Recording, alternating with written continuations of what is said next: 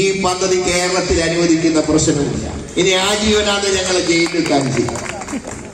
നമ്മുടെ മെട്രോമാൻ ശ്രീധരൻ പറഞ്ഞെന്താ അറിയും, ഇതിന്റെ പണി തീരാൻ മിനിമം 10 കൊല്ലാവും. അന്ന് ഈ സാധനം ഉണ്ടാവോ CPI? ഈ പോക്കാണ് പോകുന്നെങ്കിൽ ഇവര് പറഞ്ഞല്ലോ, CPI-കാര് പറഞ്ഞല്ലോ, നന്ദിഗ്രാം ഓർക്കണം, സിംഗൂർ ഓർക്കണം.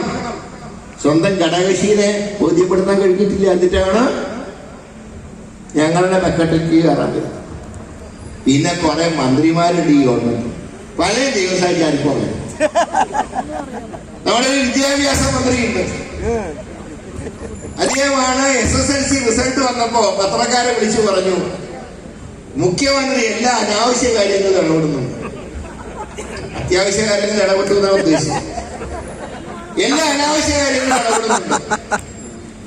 അത് കഴിഞ്ഞ് +2 റിസൾട്ട് വന്നു. അദ്ദേഹം പറഞ്ഞു 1,70,000 കുട്ടികൾ പരീക്ഷ എഴുതി, 1,80,000 കുട്ടികൾ പാസ്സായി.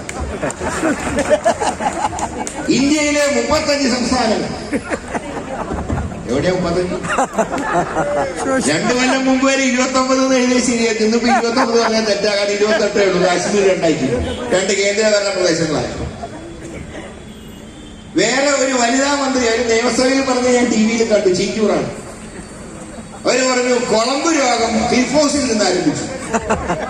എന്താന്ന് ചോദിച്ചപ്പോ ഈ കുളമ്പ് രോഗത്തിന്റെ കുത്തിവെപ്പുണ്ട്. ഈ ക്ലിഫോസിൽ കുറെ പശുവിനെ വളർത്തുന്നുണ്ട്.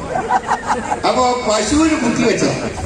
ഇപ്പൊ കുളമ്പ് രോഗത്തിന് കുത്തിവെച്ചതിനെ കുറിച്ചാണ് പറയുന്നത്. കുളമ്പ് രോഗം ക്ലിഫോസിൽ നിന്ന് ആരംഭിച്ചു. അപ്പൊ കുളമ്പ് രോഗം ആർക്കാ? പിണറായിക്ക.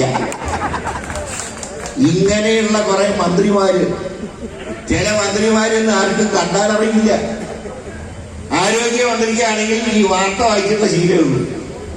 അതാണ് തിരുവനന്തപുരത്ത് അവിടെ താലൂക്ക് ആശുപത്രിയില് രാത്രിയിൽ ഒരു വനിതാ ഡോക്ടറെ ആക്രമിച്ചു.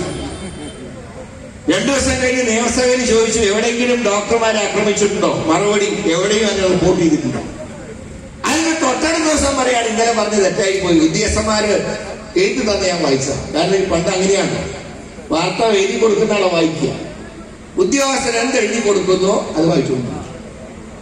ഇങ്ങനെ ചുക്കിനും ചുണ്ണാമ്പിനും കൊള്ളാത്ത കുറെ മന്ത്രിമാര്, ഒന്നും മനസ്സിലാക്കാൻ ശ്രമിക്കാത്ത മുഖ്യമന്ത്രി, എന്നിട്ട് പൊതുയോഗത്തിൽ സഖാക്കളെ മുമ്പിൽ ഇരുത്തിയിട്ട് ഒരു വെല്ലുവിളി അറിയിച്ചു. ഇപ്പൊ കാണിച്ചു തരാൻ തന്നെ അവര് ഗതിയോടോടെ കൈയടിക്കുന്ന, കൈയടിച്ചില്ലെങ്കിൽ അവന്റെ തല കാണില്ല.